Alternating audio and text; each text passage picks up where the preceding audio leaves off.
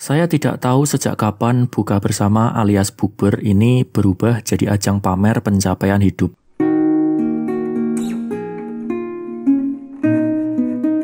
Apalagi jika bersama alumni sekolahan atau kuliahan.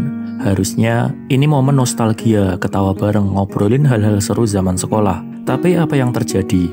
Begitu kita duduk, kita sudah diteror pertanyaan toksik. Sekarang kerja di mana? Udah nikah belum? Atau yang lebih kejam, kok kamu masih gini-gini saja? Bukber bukan lagi tentang temu kangen. Sekarang ini kayak ujian nasional yang mendebarkan. Siapa yang paling sukses, siapa yang paling glow up, siapa yang paling menang dalam kehidupan. Kalau kita merasa hidup belum sampai standar ideal versi masyarakat, belum kerja mapan, belum punya pasangan, belum punya rumah, belum punya mobil, bukber itu bisa jadi neraka kecil yang bikin kita mendingan rebahan di rumah daripada duduk bareng orang-orang yang sibuk ngejual citra ini. Jujur saja, kita hidup di era di mana eksistensi seseorang diukur dari pencapaiannya. Kerja di mana, udah punya apa, udah bisa apa. Bukber jadi ajang validasi. Orang-orang pengen dilihat sebagai sosok yang berhasil. Meskipun di dalam hati mereka sendiri, bisa saja mereka juga insecure setengah mati. Selalu saya tekankan, bukan mengeneralisir semua. Fenomena seperti ini ada dan banyak. Jadi nggak perlulah komentar, iya kan nggak semua begitu. Ya memang nggak semua begitu, tapi ada. Mari kita berkenalan dengan istilah baru, impression management, alias manajemen kesan. Konsep ini pertama kali dikembangkan sama Erving Goffman. Dia bilang, manusia tuh kayak aktor di panggung. Setiap interaksi sosial adalah pertunjukan di mana kita berusaha menampilkan versi terbaik dari diri kita buat dapetin pengakuan sosial. Buka bersama itu panggungnya. Kita datang dengan outfit terbaik, ngomongin kerjaan yang keren, update soal hidup yang tidak biasa, semua demi satu tujuan, supaya dianggap berhasil oleh teman-teman kita. Masalahnya, ini bukan sekedar soal ingin terlihat keren, ini juga soal hierarki sosial yang terbentuk secara tidak sadar. Mereka yang berhasil, yang bekerja di perusahaan bonafit, yang sudah nikah, yang hidupnya sudah terlihat mulus, secara otomatis jadi yang dominan di percakapan.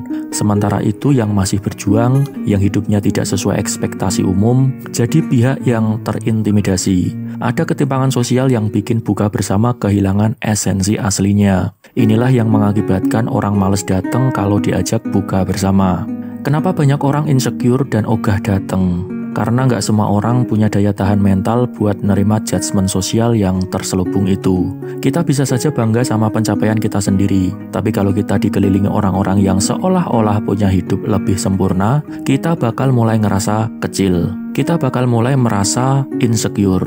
Bukan karena hidup kita buruk, bukan karena hidup kita gagal, tapi karena standar yang mereka bawa ke meja makan terlalu tinggi. Ini selalu ada hubungannya dengan teori social comparison dari Leon Festinger. Dia bilang, manusia secara alami suka membandingkan diri mereka dengan orang lain buat ngukur posisi mereka dalam masyarakat. Ada dua jenis perbandingan, upward comparison atau membandingkan diri dengan yang lebih sukses, dan downward comparison, membandingkan diri dengan yang lebih bawah. Masalahnya, buka bersama seringkali mendorong upward comparison. Kita lihat teman kita sukses, dan tanpa sadar kita jadi mempertanyakan hidup kita sendiri.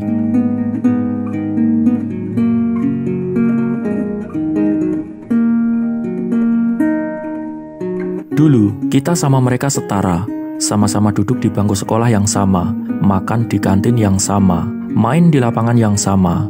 Tapi sekarang, tiba-tiba ada jurang yang besar. Ada yang udah jadi bos, ada yang udah sering keluar negeri, ada yang datang bawa mobil mewah, dan kita masih di titik yang sama, atau lebih parah, kita malah ngerasa ketinggalan jauh. Kita bisa pura-pura nggak peduli, tapi otak kita bakal tetap mainin skenario, harusnya aku juga bisa kayak dia. Inilah yang bikin banyak orang jadi enggan datang, bukan karena mereka nggak pengen ketemu teman lama, tapi karena mereka nggak mau pulang dengan perasaan minder. Lucunya, banyak dari kita yang sadar sama hal ini, tapi tetap aja ngelakuin. Kita tahu kalau budaya pamer ini toksik, kita tahu kalau nggak semua orang nyaman, tapi kita tetap nyari validasi di sini. Yang lebih ironis lagi, buka bersama seringkali cuma basa-basi belaka.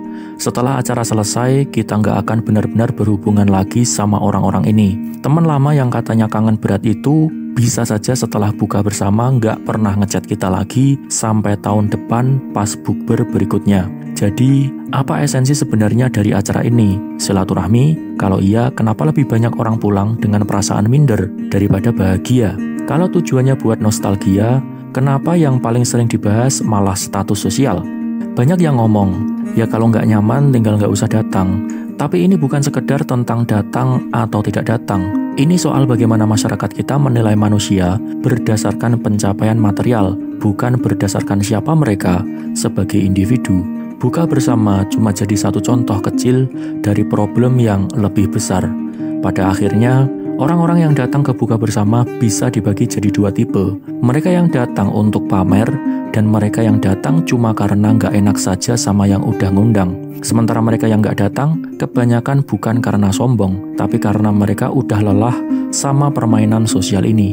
Ya selain memang nggak punya uang sih, boros soalnya di mana-mana bukber. Dan tahu apa yang paling menyedihkan? Budaya ini nggak akan berubah. Karena manusia selalu butuh validasi, dan selama validasi itu datang dari materi dan status, buka bersama akan tetap jadi ajang pamer yang berkedok reuni. Terima kasih dan sampai jumpa di video selanjutnya.